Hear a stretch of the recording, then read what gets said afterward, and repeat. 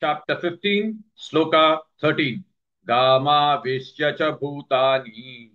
Gamavishya cha bhutani. Gamavishya cha bhutani.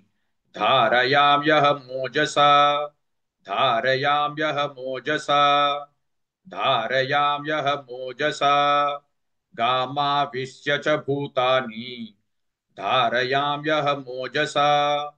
गामाविश्य च भूतानि धारयाम्यहमोजसा गामाविश्य च भूतानि धारयाम्यहमोजसा गामाविश्य च भूतानि धारयाम्यहमोजसा गामाविश्य च भूतानि धारयाम्यहमोजसा पुष्णामि चौषधिः सर्वाः पुष्णामि चौषधिः सर्वाः पुष्णामि चौषधिः सर्वाः सोमो भूत्वा रसात्मकः सोमो भूत्वा रसात्मकः सोमो भूत्वा रसात्मकः पुष्णामि चौषधिः सर्वाः सोमो भूत्वा रसात्मकः पुष्णामि चौषधिः सर्वाः सोमो भूत्वा रसात्मकः पुष्णामि चौषधिः सर्वाः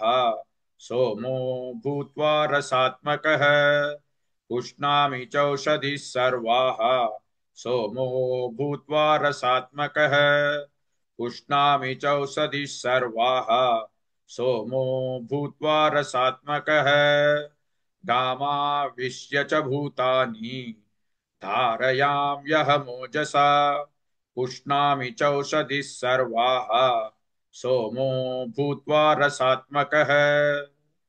Please like and share this video because you could be instrumental in helping someone around the world recite the Srimad Bhagavad Gita, thereby helping them to have a life of unending opulence, victory and prosperity. This is mentioned in chapter 18, Sloka 78. Yes, don't forget to buy my book, Leadership Can Be Child's Play. Namaste.